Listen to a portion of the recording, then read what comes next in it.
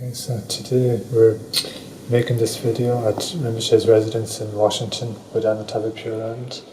Rinpoche's asked that we put a little video together just to explain the different practices that Rinpoche has set up here at Buddha Amitabha Pure Land, the ways to benefit the different animals that live and share the property with us here. So mainly all the different lots of different ants nests on the property, and then lots of birds, so we're going to give some explanation of what we do to try and help and benefit these animals that share the property with us here.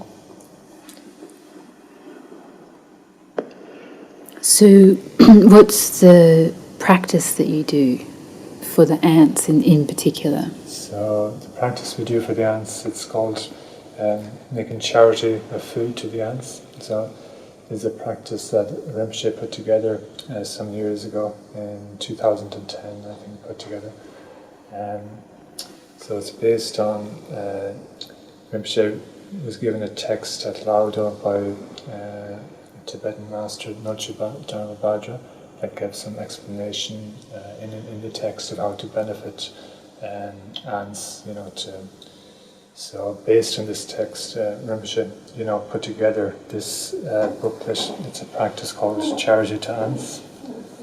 And what we do is many ant hills all over the property.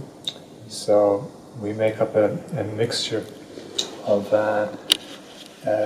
sandalwood, roasted barley flour, and in the sampa. So we mix together different ingredients, some butter. We put lots of sugar in. Rinpoche says this attracts the ants, the sweetness.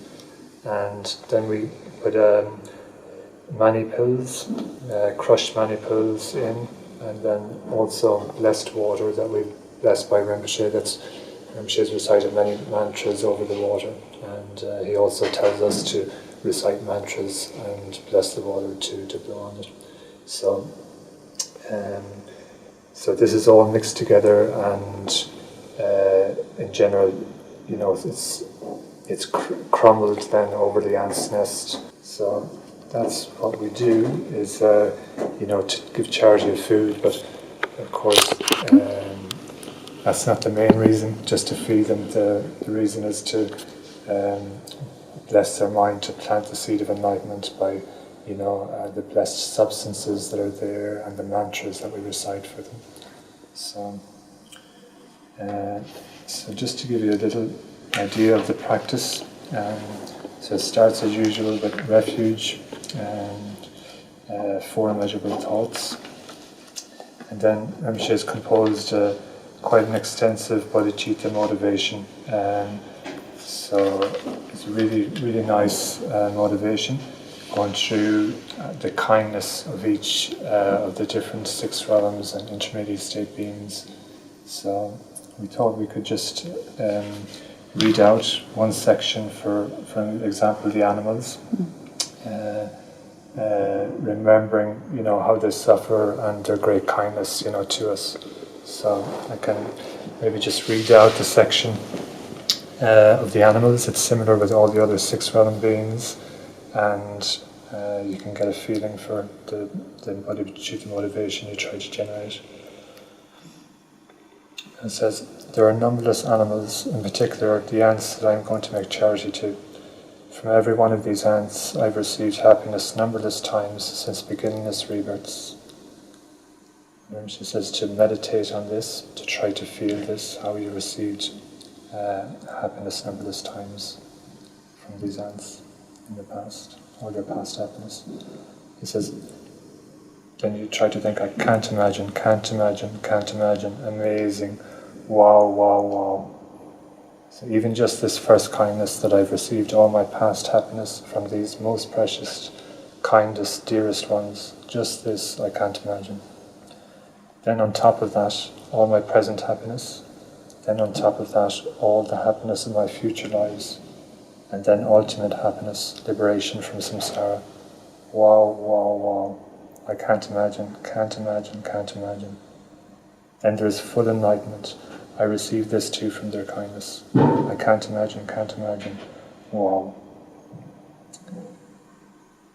And then he says, what they need is to be liberated from the oceans of samsaric suffering and to achieve full enlightenment. Therefore, I'm going to do this. I'm going to do this by myself alone, bring them to enlightenment. Then Rinpoche goes on to explain how these beings are kinder even than Buddha. So after thinking of the kindness of all the six realm beings and intermediate state beings, Rinpoche continues, so now I can see that all sentient beings are the kindest, dearest, most precious ones in my life. More precious, kinder even than Buddha, Dharma, Sangha, because Buddha came from sentient beings. Buddha practiced compassion, practiced bodhicitta, actualized the path, ceased the defilements, and achieved enlightenment, completed the merits of wisdom and virtue, all this by depending on the kindness of sentient beings. Numberless Buddhas have achieved enlightenment by depending on numberless sentient beings. So now I can see that in dependence upon numberless sentient beings, including the numberless animals, including the ants, the Dharma and Sangha which came from Buddha, and the Buddha himself, all this happened due to the kindness of sentient beings. Buddha, Dharma, Sangha came from sentient beings. This means that sentient beings, the hell beings, the hungry ghosts, the animals, ants, the humans, the Suras and Asuras, the intermediate state beings, are kinder and more precious even than Buddha, Dharma, Sangha. What they need is to be freed from the oceans of samsaric suffering and to be brought to full enlightenment. I will do this by myself alone. Therefore, I must achieve full enlightenment as quickly as possible. Therefore, I'm going to make charity of food to my wish-fulfilling, most precious ones. So now I can see that sentient beings are fulfilling my wishes, including these ants. Every single ant is fulfilling all my wishes. The wish-fulfilling jewel doesn't have mind, doesn't have suffering, can't generate compassion. But this ant, this suffering being, gives me the opportunity to develop compassion and achieve enlightenment.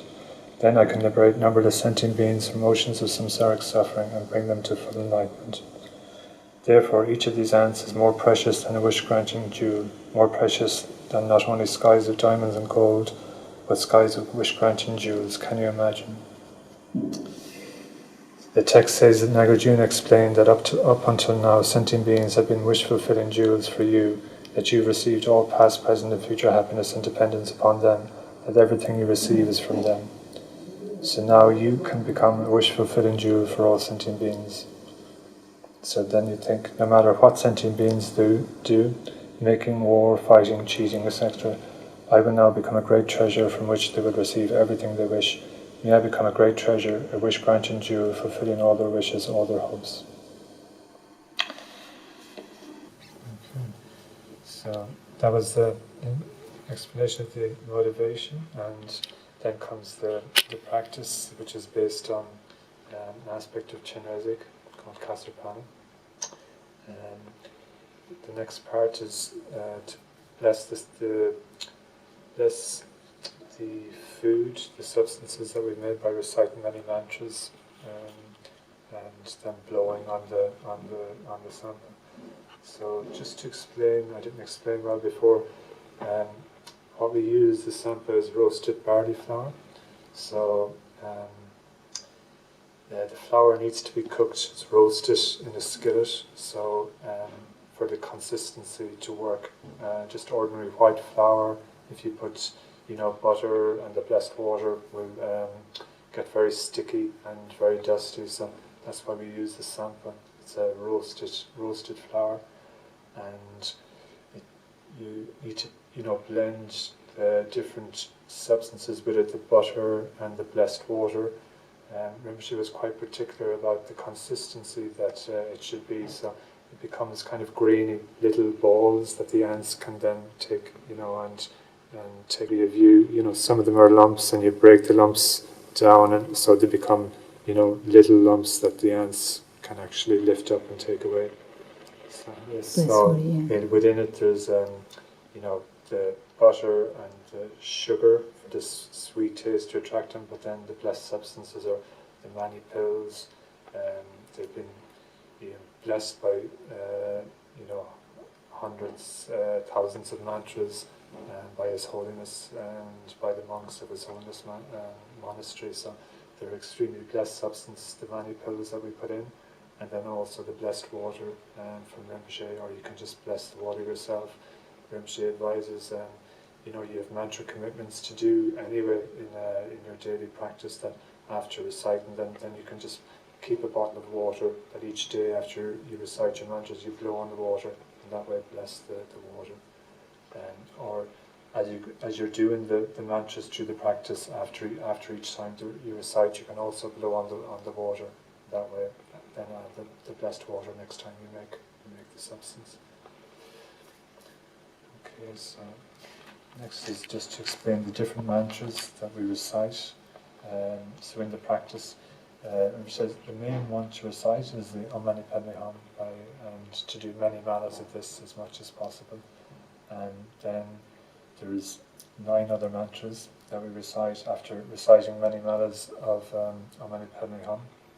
After each mantra, then we blow on the substance again to bless it. And then there's the long Chenrezig mantra, Medicine Buddha mantra, which says, anyone who hears Medicine Buddha mantra will never be reborn again in the lower realms.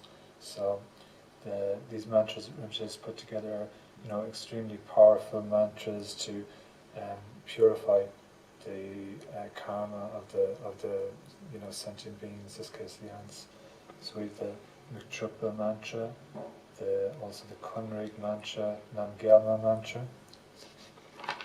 Then there's the Stainless Pinnacle mantra, the Lotus Pinnacle of Amoghapasha mantra, Stainless Being, and Maitreya Buddha mantra. Rinpoche explains with this Maitreya Buddha mantra that anyone who hears it, at the time Maitreya Buddha comes to this world, then they will become disciples. Having heard this mantra, they will become disciples of Maitreya Buddha. So that's one of the benefits of this mantra.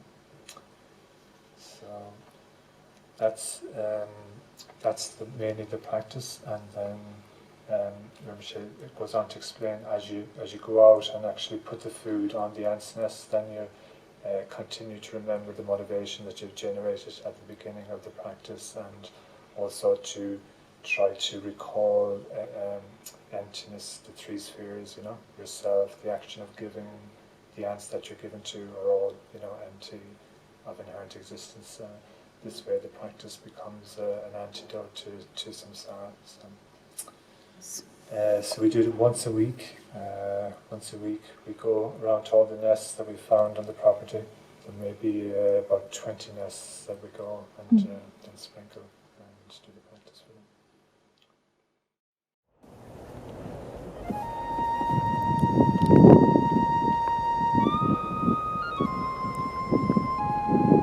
So this is another area with the Om Mani Padme Hum carved on the rock here. There was Sanko and someone else who did some years ago. And then we have the bird baths. This is where we put the blessed water. Every day we just top up the baths with the blessed water.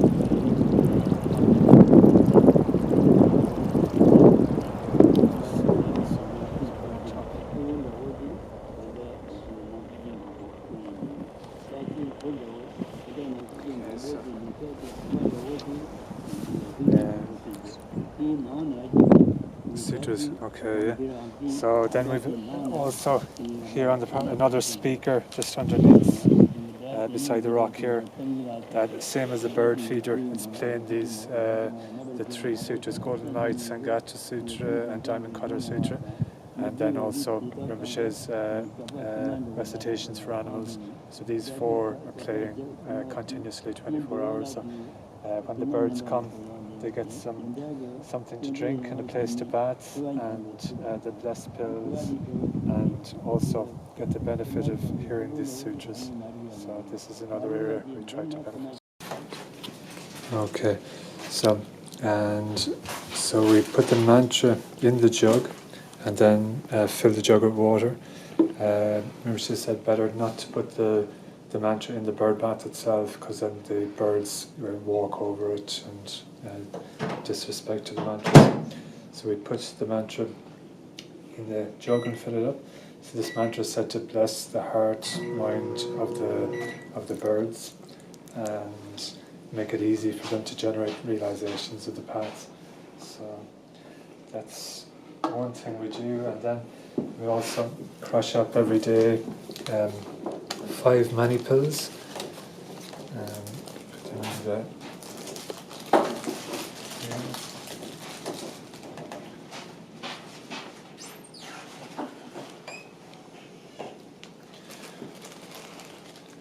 Many pills, and then there's another pills that we get from His Holiness Office that are also blessed with many mantras. They're more like a grain, so we put a pinch of that in as well.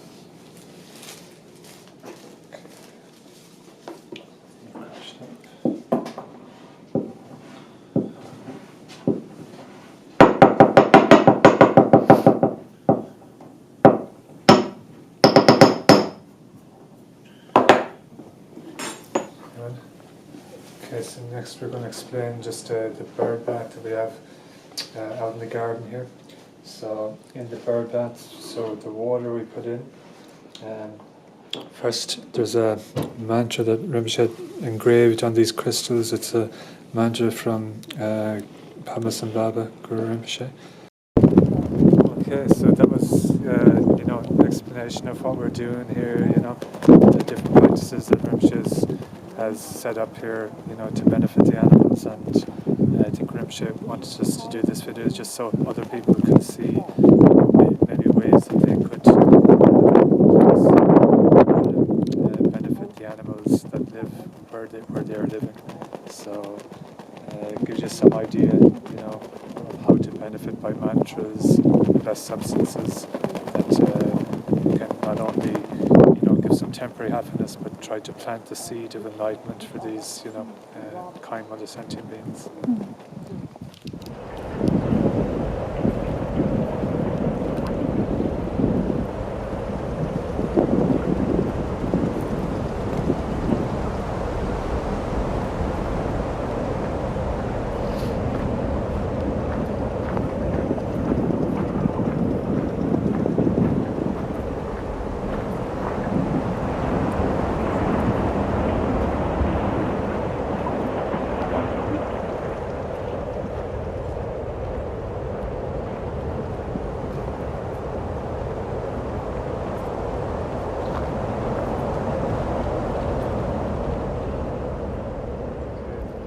We're just going to, Rinpoche asked us to explain also about the bird feeder we have here at the property. So Rinpoche had this specially made, so first thing we put, bird feed out for the birds to come. Rinpoche explains it's like 2 benefits for this. First that we feed the birds, that they get some food to alleviate their hunger.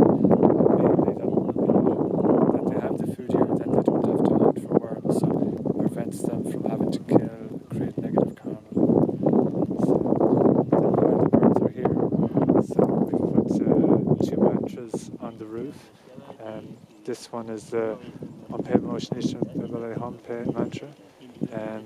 It's called Lotus Pinnacle mantra, I think. And Rinpoche explains that each time the birds go under this mantra, so it purifies 1,000 deans of negative karma. And then on the other side we have the Amhanu Pahasha mantra, and this one Rinpoche explains just by seeing the mantra it purifies 100,000 deans of negative karma. So, and then you can see the speaker we have here. So we have like 24 hours a day. We have the sutras and mantras playing here for the birds.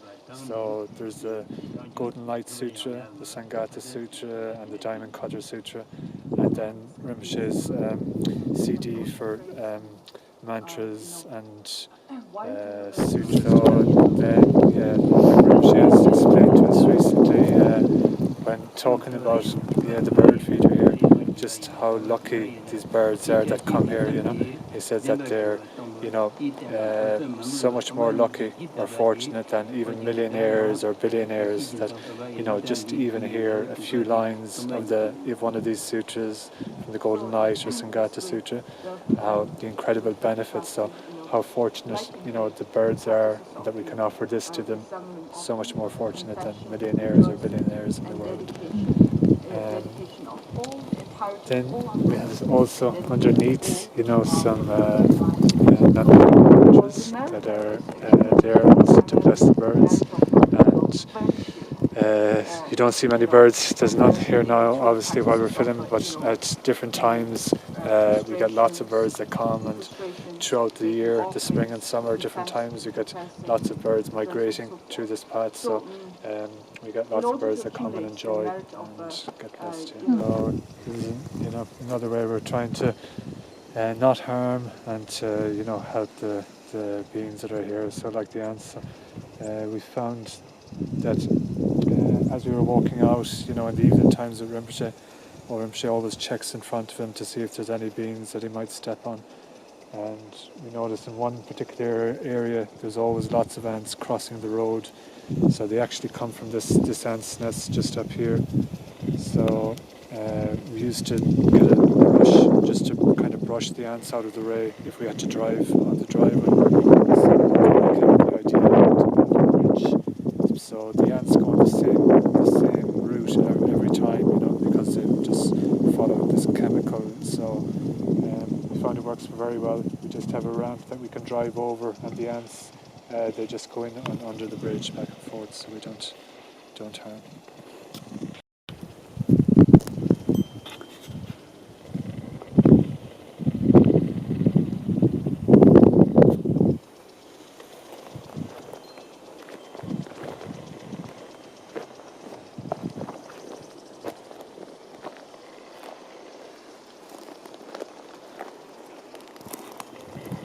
Do the same, just, yeah.